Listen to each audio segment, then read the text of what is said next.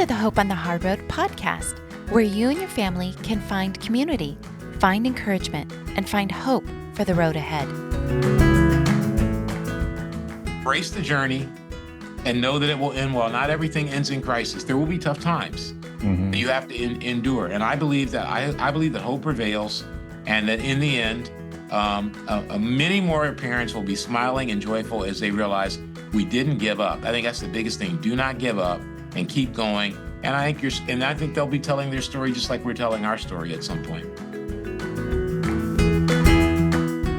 As we approach Autism Awareness Month, we want to give a local shout out to the San Diego INFAR Race for Autism on April 12th. This is a wonderful day of advocacy and awareness, and Hope on the Hard Road will be there to celebrate.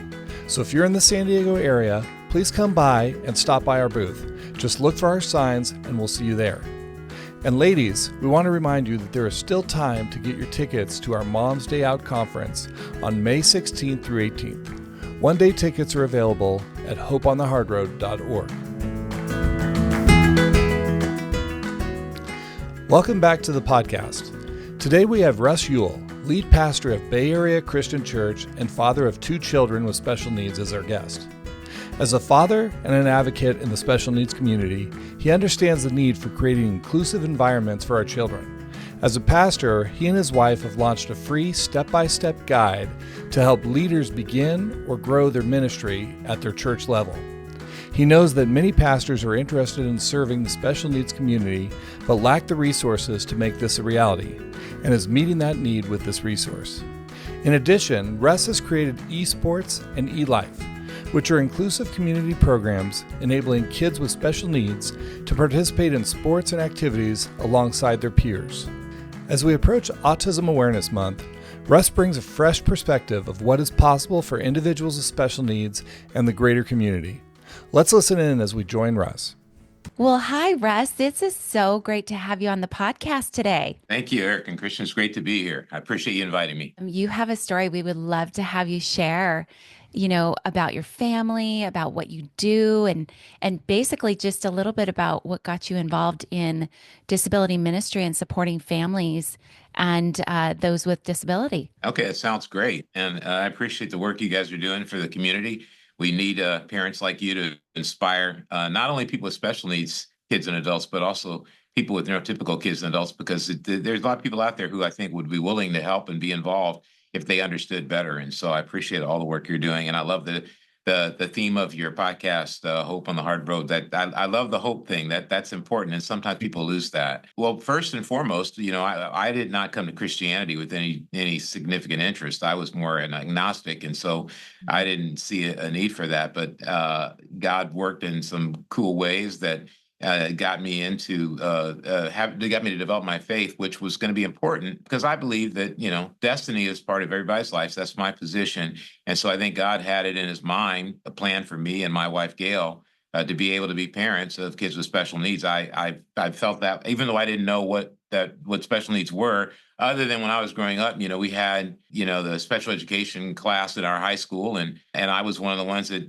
we joked about people needing to be in there inappropriately and wrongly. And so when we were in the delivery room, which is where we found out our first son, Jonathan, had Down syndrome, we were in the delivery room and they delivered him. And then the on-call pediatrician said, hey, of course, your son has Down syndrome. And my wife, I could see the look on her face that she knew what that was. I was like, I don't even know what that is. What is that? We were living in DC at the time. And our son was born in Alexandria, Virginia Hospital. It turned out that the call went out for someone to come and talk to me because Gail had, just had the baby. So the head geneticist at Washington, D.C. Children's Hospital lived in Alexandria, Virginia, and decided to come on down. He was eating dinner, and he said, I don't know why, but I decided I'd do it. I'd take it. So I came down. And I said, well, I don't even know what Down syndrome is. And he said, well, here's what you need to understand. First, you have a baby boy. Second, he happens to have Down syndrome. That became the frame through which I looked. One, the faith that God allowed me to get in college. Two, a doctor who came, I think God is always moving, to me to frame for me for all of my life how to think about my children. And so that leads into the advocacy I'm going to fast forward. There's a lot of details, but I'm going to fast forward to when my oldest was 8. Our second Jordan was born, and he was born with autism. Mhm. We didn't, of course, know right away, but over time it became evident that he had autism. But when we moved to California, here in we live in Silicon Valley. Our oldest, I got him involved in a baseball program. A friend of mine who did not have special needs kids said, "Hey, you got to get your kid into baseball. All of our kids are in baseball. You need to find a way." I found a program, and there was a special needs program. So all special needs kids went, and I said, "Okay, I'll do the program." And I was fortunate enough because our church early on began to adopt a mentality of, or at least our friends did, of helping us with our kids. And there's a lot of story there that I'm leaving out right now, but hopefully we can get back to eventually. But I'm just trying to answer that overall question of, okay, how do I become an advocate? So we went to it, and it was great. They ran a great program and had different kinds of creative ways. There were kids in wheelchairs. There were kids with unique some intellectual challenges. There were kids that just I'm not even sure at the time. I wasn't even sure what their diagnosis was, but it was like we were a tremendous community. It was really kind of cool. Over Mhm. time, though, when we went to picture day, they had us all the way in the back, and so we walked past all of his friends who were on the teams for typical kids all the way to the back. And I grew up in Michigan. That's where I grew up, and I played basketball. And I played a little of little league football till I got hit, and then I decided that wasn't the sport for me. But anyway, I was used to the parents coming out and talking to each other, and you were tied into the community you belong to. But I learned that even though this program was great, I was being tied into a community that was separate from the rest of the community, which meant that he was friends with his friends when we were hanging out, but not anytime he went out to do anything social or community oriented.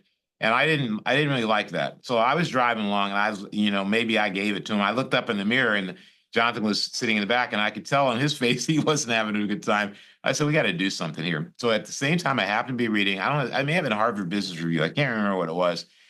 And I was reading, and this writer said, and he was right. Oh, he was writing about soccer being a global sport. And in there, he had 2 or 3 lines. He said, one of the reasons is that foot to eye coordination comes easier and quicker than hand eye coordination.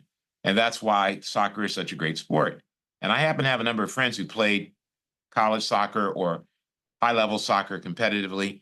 And I went to one of them and I said, "Could we create a league that would allow my son to play with typical kids in the same league with soccer? Because it'd probably be easier for him." He goes, "Of course we could." So he took 8 kids and eight special needs kids and 8 typical kids. All the typical kids were friends of mine's parents. I went to them and said, "Hey, would you help me get this going?" And then we found 8 coaches, all who had played soccer. And funny thing is, a couple of them had played soccer in Africa. They came here to go to school, Amazing. and so it was really some kind of mix. And it was across the street from my house in Foster City, where I used to live. And we did it at a school, and then we would play and then we would train. And so the advocacy part came from not just having a child with special needs, but wanting him to be included in society and the community. And we knew that if they don't get included now, both boys are in it. If they don't get included now, then when they become adults, it'll become significantly more difficult for them to be included. And so that's kind of how my wife and I got going on. We're going to have to advocate for our children to have what we believe they need. And whether the community provides it or not is irrelevant. Unfortunately, we live in Silicon Valley where people believe in innovation and they believe in doing things that are outside the parameters of convention in order to be able to meet a need, which is what this area is about. And so that fit in really well, and it's blossomed and grown. But that's a not concise, but concise given all the details, description of how we arrived at this point. Oh my gosh, that's so great, Russ. Really. Our family and many of the families we serve, church is a very difficult thing. And even going to church, not all of them are even able to go to church for a number of reasons. And there are obstacles for our families with children with disabilities to go.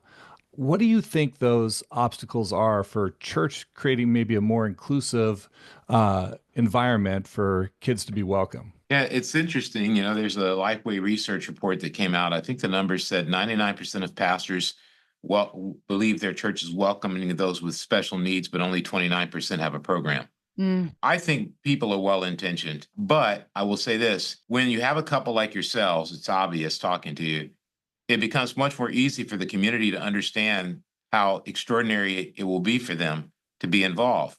But not all couples or not all parents have confidence to do, for instance, what you've done. And so that's a challenge. But also not every church has someone like you. And I think that's one reason why I tell people, other pastors, you need to value the parents you have who have special needs kids, because sometimes they go, we don't know how to help them. I said, well, one thing is, don't forget, many of these people are leaders. They don't necessarily need you to like hold their hand. They need you to give them permission yeah. and support. But yeah, I think that in our church, it's part of the culture. Hmm. And I don't know everything about church building, and I don't consider myself an expert in all things church, but I know that it's a challenge for any leader to create culture in their organization, whether it's a technology organization, it's in a school, or it's a church. And so when people don't have much experience with inclusion or with special needs kids outside of church, it's going to be difficult to get them to do it in church unless someone says, I'm going to be the point person and I'm going to advocate for them. Now, I think if we look at the Bible, which I think we need to look, Jesus clearly spent an extraordinary amount of time helping and healing people with disabilities. But it's funny to me that that just seems to go over everybody's head. We talk about the poor, but if you look at the poorest of the poor, they're the disabled. So if you take a population like African Americans, who there's racism against, well, the ones who are going to suffer most in that population are those with disabilities. If you go to India, where we have friends, the ones who are going to suffer the most are the whatever population is suffering is those with disabilities, and it goes on and on and on. So I think one thing that a pastor should do is open his Bible and say, what does John 9 teach you about the blind man and about the fact that Jesus went out of his way to go, he's not blind because of sin. Like, he made clear that's not the issue going on here. And a lot of people need to just go, well, what's the Bible say? I'm in being I'm like, I consider myself a biblical Christian, I'm not denominational in my approach. So I'm like, what's the Bible say? When you look at all the times he touches the leper, the great banquet, story of the great banquet's about, okay, these people don't want the invitation. I understand they can get into the hermeneutics and go, well, he's talking about the Jews, et cetera, et cetera.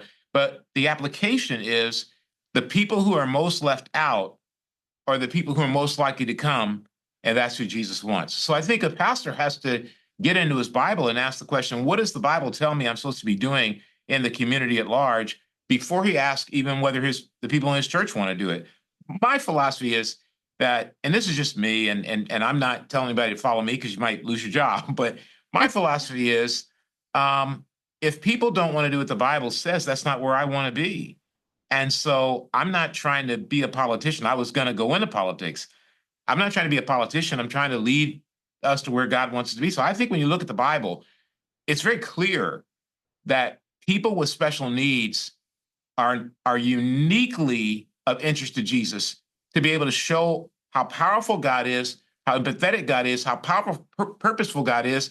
And I'm not saying God makes the kids, have disabilities because he wants that. But I think there's things that we do in the environment. There's things that happen in life. There's genetic things that take place that we have no control over, that produce, according to Ecclesiastes 9, time and chance. And so when time and chance come, those are always opportunities for God to move. So that's my first thing. And I know it's lengthy to a degree, but I don't know that a pastor will listen, but get the Bible open and ask, that old question, what would Jesus do?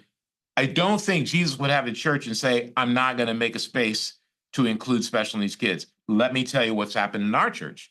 Hmm. So we began with e-soccer. That's the program I alluded to before. Yeah.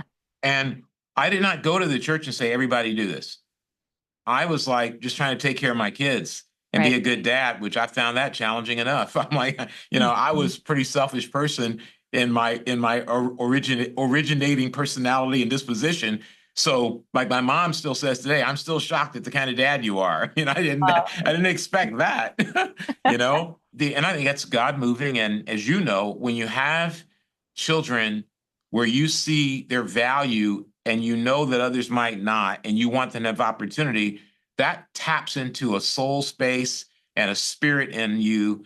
And in men, particularly, if they let it happen, moms are notorious for having empathy and compassion for everybody, including their own kids.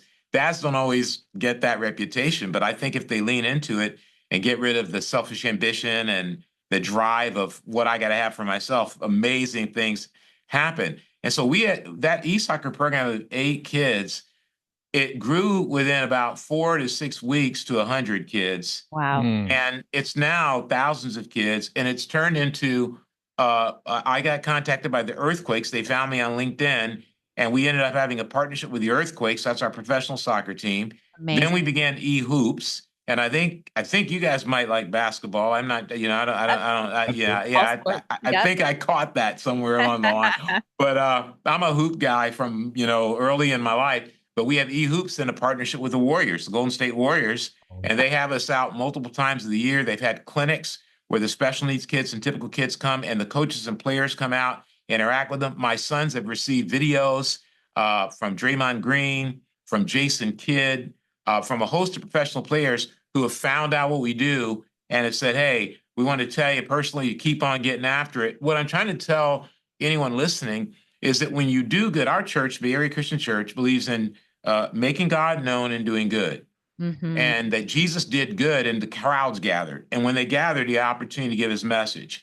And so we have not only e-hoops and e-soccer, but we have e-photography, we have e-gardening.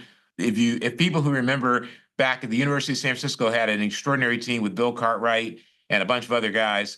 And one of them is in our church who played for them. And he started his own basketball group of his own e-hoops out where he's at. And so they've just had extraordinary success with all of it, and it's led to in a just a groundswell of support in the community for what we do to do good. And you can imagine, people come to church because of it. So I'll give you another example. On Easter, this last Easter, we decided to have inclusion Easter egg hunts Uh-huh. outside of church, and we have 9 different. We had 8 different services. Now we have 9 because we just launched a new one, and we decided to do that, and it's an inclusive one. And we had people come out who were Buddhist, people who come out were Hindu, people who come out with atheists, and they were like, we don't want to go to church, but we want to go to Easter egg hunt. We were like, that's fine. We Yeah. don't. With none of our events do we charge. And with none of our events do we expect you to go to church or do anything. If you do, that's fine. If you don't, that's fine. And they said, we just wanted our kids to experience Easter because an Easter egg hunt and the bunny and all that. And we loved it. And so we had a tremendous amount of people come out. It changes the community. The news came out, the NBC, the ABC, all these different people covered it because it was the doing good. What am I speaking to? I'm speaking to people that lead churches and saying, don't underestimate the power of doing good to put your church on the radar for people that are looking to have help, but also looking to find God. And so, I would advise them to start small. I won't get into the details, but that's just a one dimension. We do other things. That's just one dimension of what we do.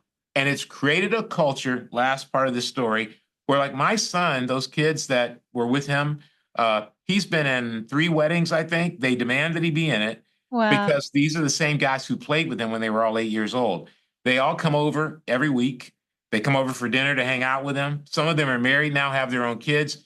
First thing they do when their kids, out of the hospital and kind of they've got it together, they'll bring them over and they insist that Jonathan hold them, which he gets scared of doing it. He's like, hey, wait a minute, I don't want to drop this kid. And what I'm saying is we believe in, honestly, cradle to grave, like having relationships, experiences from beginning of life to the very end together. And I think that if a church does that, our church is large. And I think a lot of it's because the community looks and says, this is a place, whether I become a Christian or not, where I can come if I have special needs kids and I'll be included. But also, this is a place if I bring my typical kid, they'll learn empathy, they'll develop character, they'll understand how to make a difference in the world. So that's just a little bit of what it is. And I hope I answered that question okay there. Could not love that more. Mm-hmm. Could not love that more. That is amazing to watch, that thread that God wove through that whole story of starting this program, because as parents, we know our kids need certain things, and you just went for it. You're like, Mm-hmm. I'm going to start something, and just what an unbelievable story. We love it. We love it. Well, they see your good works and glorify your Father, right? I mean, That's it. you live, and the actions that you carry give evidence of what's in you. I Hmm. love that. That is Hmm. a great message. Everybody has different views, but my wife is a major engine, and I didn't tell this at the beginning on purpose. So when I first started the e-soccer program, I had the kids in there, we were getting it going. I was really having fun, and everybody's having fun. And a woman in the community said, "Hey, my kid has special needs. Can I be a part of the program?" I said, "Well, I just got it going. I don't really have the ability to bring new people in." And so I went home and told my wife, Gail. She goes, "I can't believe you did that." She goes, "I can't believe you need to find that lady and get her involved." I felt so terrible. So I went and found, and that's how people started coming. Love that. Hmm. Literally, that's what we were gonna ask you is, can you share with us about this spiritual resource ministry, because we want to know more. I mean, this is phenomenal that you've expanded this. It was my wife who figured it out because, I was speaking, right? And so this happens, this can happen to a guy. You're doing that work. And in the meantime, when you have a young baby, your wife's having to manage it. Now it can work the other way around, but in this case, it was me speaking and she was managing it. And she was like, I don't have a place where I can be confident that Jonathan can go.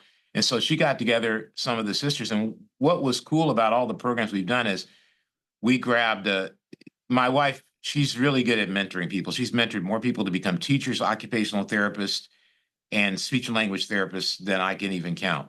Oh, And so she grabbed some of these students and began to work with them. And that's how she built it. She recruited the students that were studying to be teachers or whatever and said, "Hey, this would be something good for you to do." They were excited about it. It would also help them with their school. She actually interacted with schools like San Francisco State, this is years ago, to be able to learn some of the best practices that she could use for play with kids. And so she couldn't really be a part of church herself.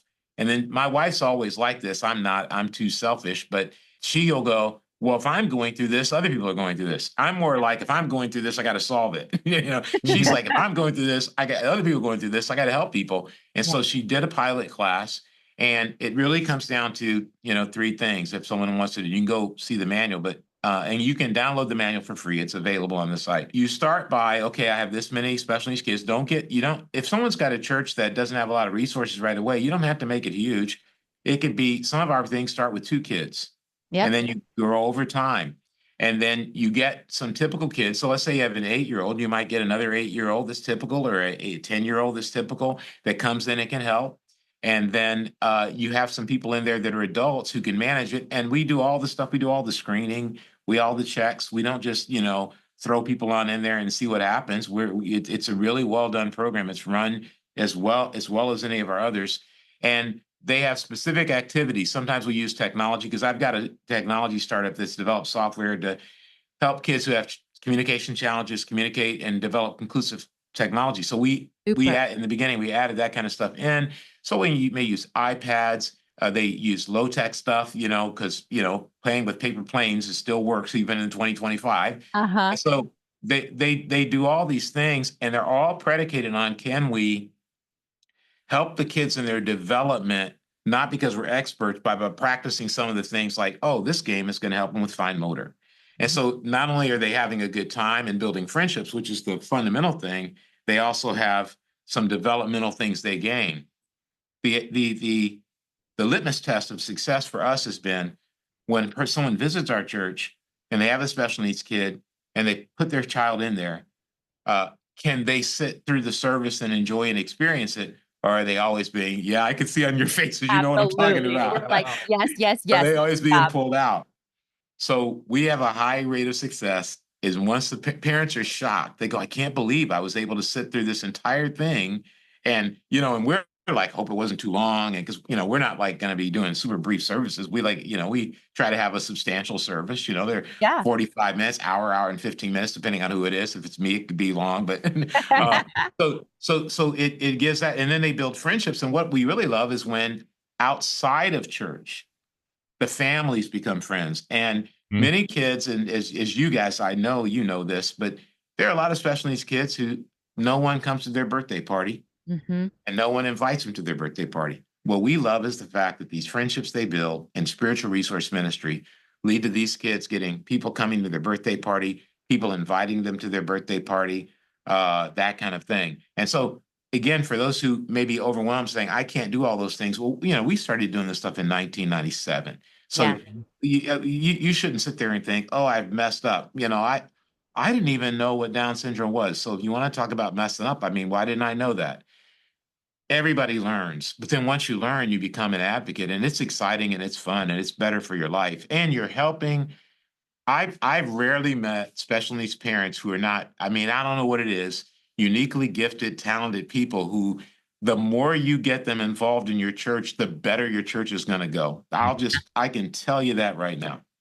Absolutely. Yeah, I love it. And I love the fact that, how they become friends, how they do that, but they're also developing their skills at church. Like Yes. what a wonderful thing, right? You're taking every aspect of the individual and growing them at Yep. church. Not just obviously we want to feed their souls, but that. And yeah, Yes. you speak about it. I spent 8 years not going to church Mm-hmm. because there was nothing for my daughter. And only recently I'm starting to do that. You go in a live feed room. Thank you, God, for those things. But to be a part of the church itself That's it. it's a big thing that a lot of our parents are at a loss of, and it's a real challenge. And you want to be a part of community like that. Mm-hmm. It's obvious you've already mentioned some of it about the culture you've created. How did you create this culture? Like, what are the steps that you kind of went through to create this dynamic environment where people are welcome? People that aren't even church going people want to come on campus and be a part of what you've created. God is pretty powerful if you read the Bible and you take the gamble of trying to obey it and do what it says. So Yes. that's the first thing I would say. And believing that every Christian is valuable. I didn't create the culture because we just have an extraordinary church. The typical parents whose names I could give you, there's a couple, Lee and Rhonda Deloney. Lee's a Naval Academy graduate who I'd known from the days in Boston on the East Coast that moved out here, had his wife's a nurse, and he just retired, actually. Stone and Merrill Eliezer, same. Those two kids, there's a picture we have of my boy with their two sons, and it at about 10 years old. And and the way they were is like during Halloween, they'd be like, is Jonathan going to go trick-or-treating? Because Jordan is younger.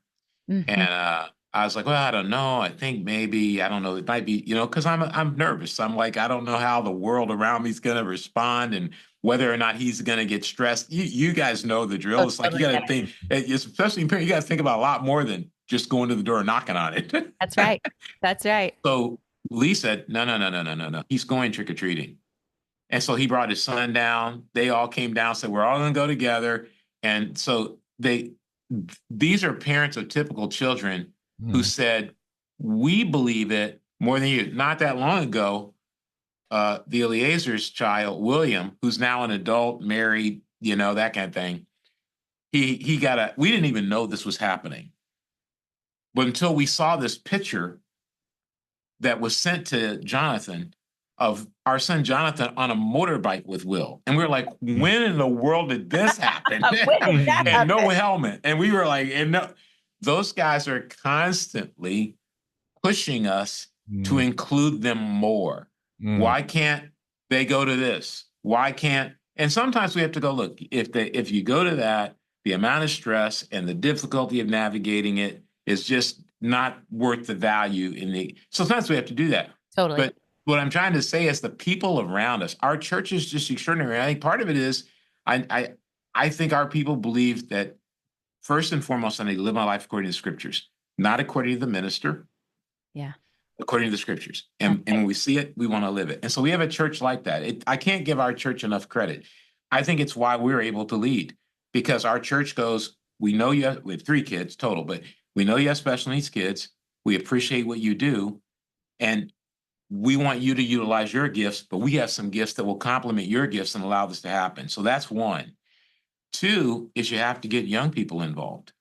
Mhm. Yesterday, we had a service of 300 people, young people at our service. We invited a couple other campus college students to join us. We try to get them involved, and I'm willing to challenge people. I go, look, if you're young and on the weekend you're just doing things for yourself, you got to ask the question, are you really trying to live like a Christian? Mm. And in my view is that's my job.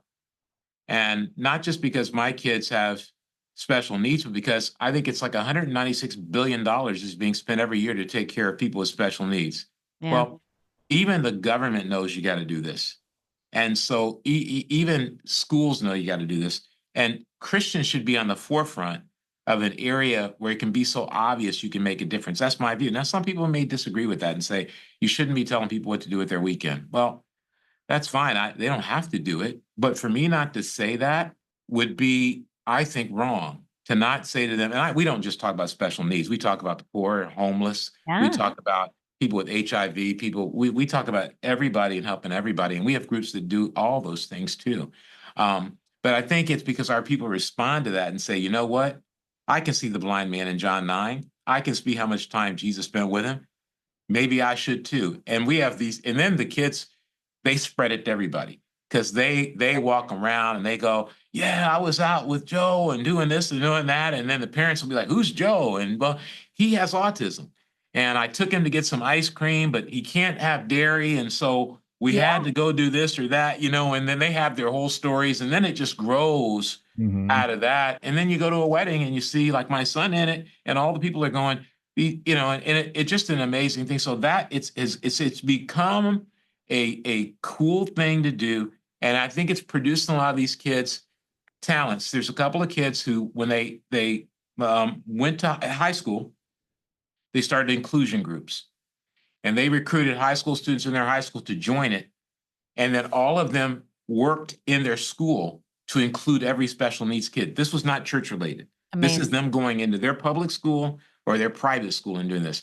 And so that it's become just a thing to do. And we have to continually generate it and inspire it. And we give people opportunities. We give internships where people will work for the church, but then they also will do good. And so they can do 50% of their time in an internship. We advocate for it all the time. We have some people who do really well in the business. Hewlett Packard, when they were in there, I think they moved to Texas, but it's gotten pretty competitive here. So it's very challenging to Oh, stay yeah, here in right. Silicon Valley. But Absolutely.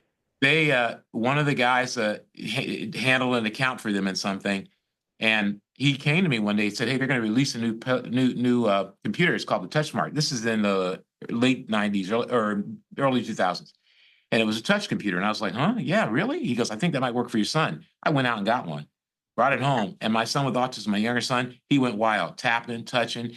We began to create programs for it and things to do with it. It led to me being invited into HP to speak to the engineers who created it and built it and interact with them. And then they visited the school where we were deploying. We have an inclusive school. I shouldn't say we have. There's an inclusive school we're partnered with. Sure. Uh, and my wife's executive director of a school that's inclusive. That's a whole nother. That's Fabulous. not related to the church. And so we put our technology in there, and HP came out with their engineers, came out with their product managers to get involved. What I'm saying is that culture spreads, and then you get people involved in it. And so I think God, the Bible, but really great-hearted people who take seriously being a Christian, regardless of what the minister says or does. And I think that's a lot of how it started. And then getting young people. And once younger people, you guys know this, once younger people get involved and they think something's cool, a lot of times the parents are like, wow, I didn't know my kid was like that. I think I want to get involved now. And then it starts to grow and whole families get involved. And so it's pretty extraordinary. There's challenges to starting a special needs ministry, this at a church and so forth like that. And I'm sure you've had them. You've shared a lot of success, but you've probably had some challenges along the way. Maybe you want to share some of those and what got you to the next step as you approached those and tackled those challenges. One challenge is people are uncomfortable sometimes around special needs kids. They don't know what to say. They don't know what to do. They feel like they're going to hurt somebody or say the wrong thing. Then there's some people who don't want to be around special needs kids or adults. And I'm not saying that in a condemning way. I'm saying they're uncomfortable too. And they're just like, hey, I don't. Then there's some people who believe that having special needs people involved holds back other groups and limits the experiences they can have in their learning or their growth.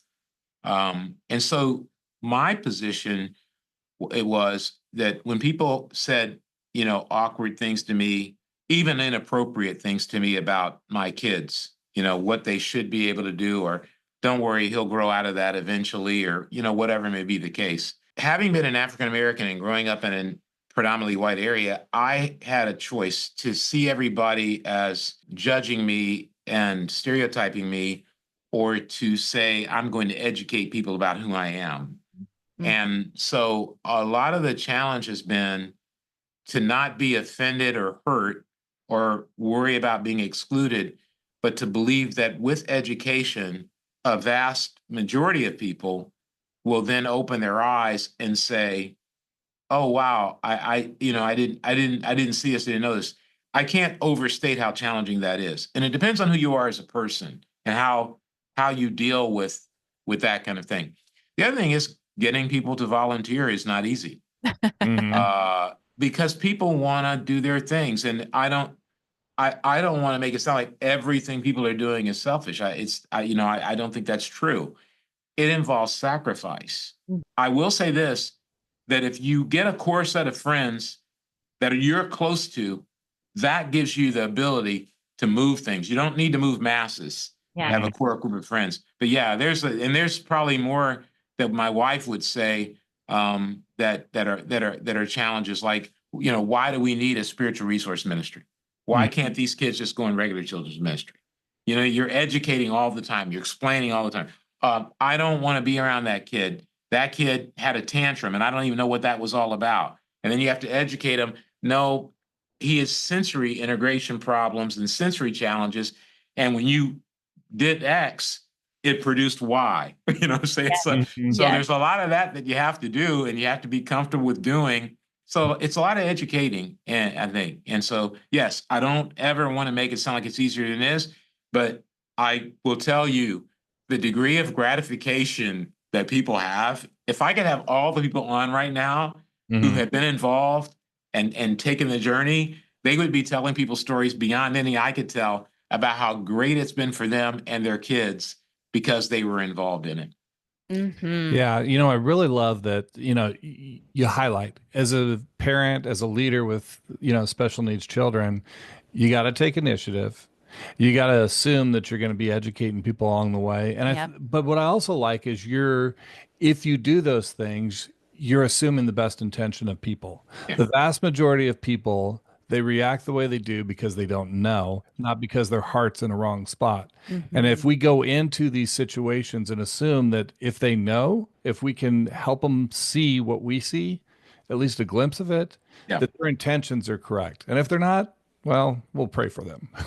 So, exactly. Yeah, it's the old adage, if you know better, you do better. You hope that's the case. I like your whole approach and your whole mindset. It's refreshing to talk to you, not just because you're special needs parents, but because you clearly have a vision for a world made better when things are being done this way. And I talked about this yesterday when I spoke to the younger people I was talking about. We're living in a world where there's so much hate. Yeah. So much anger.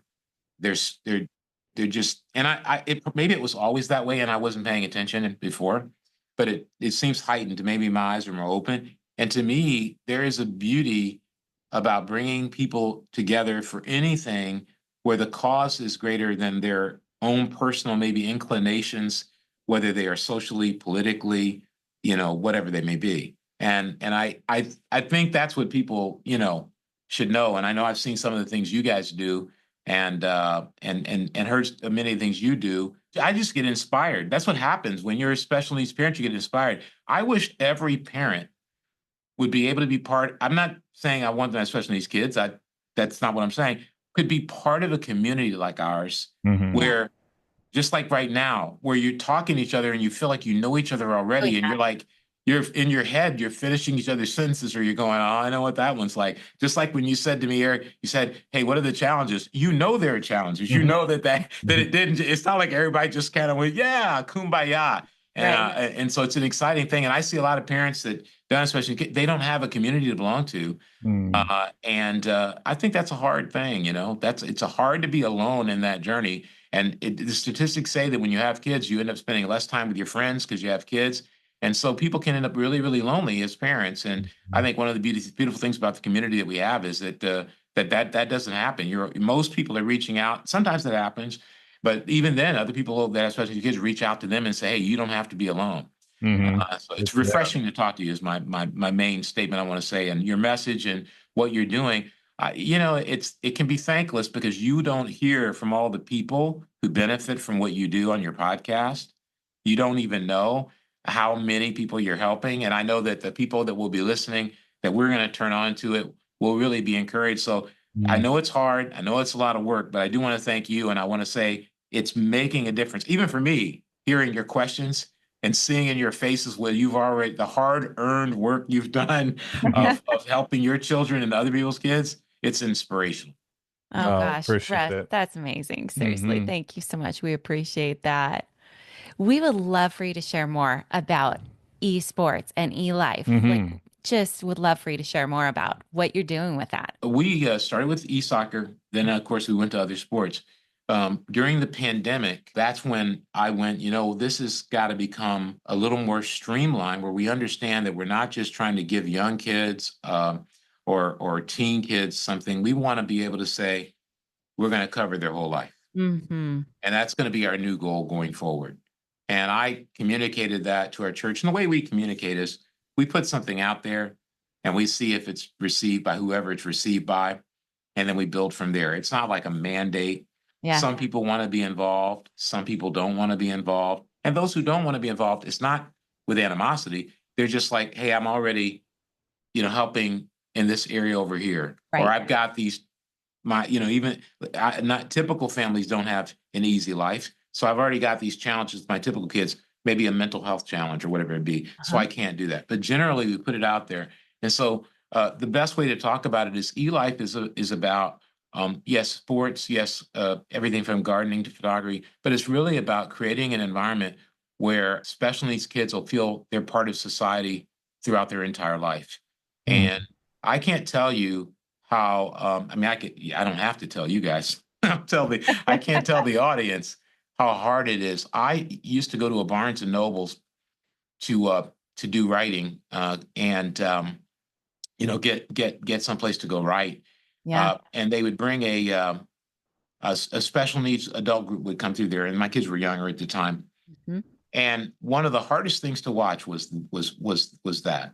And Yeah. you know, there'd be the two aides or something. And I remember they'd leave one kid at the table, just by himself and be on the phone, Yep. and the kid would just be sitting there doing nothing. Mm. And that motivated me more. I went home, I told my wife, I go, there's so many kids that need this. And so eLife's about social inclusion, emotional inclusion, intellectual inclusion, and physical inclusion. It's about all of that. And it's about using technology. We developed that at my startup, what's beyond a startup now, Digital Scribbler, where they can use, we went into a school using meta glasses to be able to show the kids what these glasses could do to perhaps help those who have dyslexia or just to have them have fun. We're Yes. adding AI to our communication software to help kids who have communication challenges have an easier time coming up with phrases. But the big part of it is we're trying to advocate now. We're turning from just creating products to advocating that every company be able to use their technology in an inclusive way. So eLife's really about how can we take a baby all the way to a senior citizen who Mhm. has special needs and have them feel included along the whole journey. Mm. And so that's why we do it. And we have e-dance, that gets movements. I mean, we have so many of those things. Some of them I don't even know about. I'll find out from somebody, hey, we just launched this. And I'm like, oh, you got e-yoga going? I had no idea that was existing. That's And, awesome. and so that's what it's for. And if somebody out there, you don't need to be a part of a church to do these things. We we have people that contact us that just start these programs in their community. They're not church related. They don't believe in God, but they go, that's what we need, right? And obviously you have Special Olympics, and Special Olympics is such an incredible program over the multiple decades. Mm. Ours is one that you can just do on your own. Like you can just go, I can grab 6 of my friends, their kids, and we can start something in eLife. And so that's its goal. Hopefully that helps the audience understand a little bit what we do. I can tell you more if you want, but Oh, yeah. Well, absolutely. And we're going to make sure too in the show notes, all this information, your contact information is in there so that people can reach out and extrapolate this and grab a hold of it for their community. That's great. super. Yeah. You brought a lot of hope here, Yeah. and I really appreciate what you said. We always like to end our podcast with asking this question. What is one thing you'd like to leave with our listeners that would bring hope for the road ahead? There are going to be hard times. I mean, we've gone through times where our son was having seizures and we didn't know why. It turned out 2 years, and they happened both on Thanksgiving. He ended up having an intestinal blockage, and that was removed, and things, went well. The thing I would say is there are going to be hard times, but endure, because I just think in every situation, if we've endured and if we've been innovative and we've been creative, it's always led to something really special or extraordinary happening.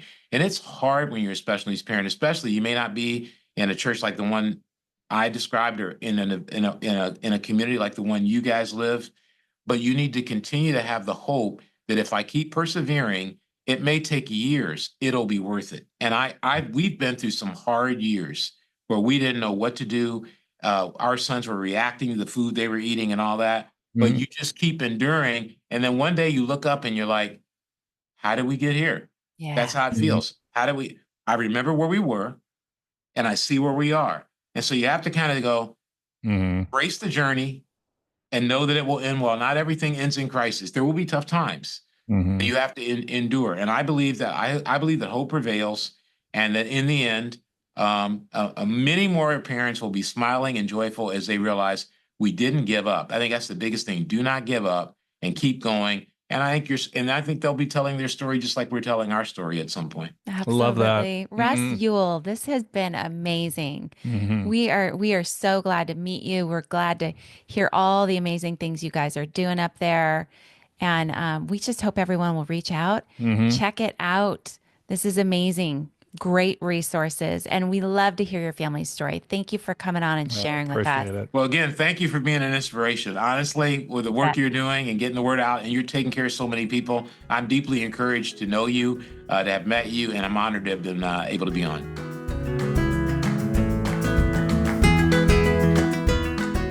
Check out the show notes to find resources and contact information for today's episode. Yeah, and if you like the podcast, please share it with others and be sure to follow us so you won't miss an episode. We love to hear from our listeners, so leave us a comment or rating and connect with us on social media or on our website at hopeonthehardroad.org.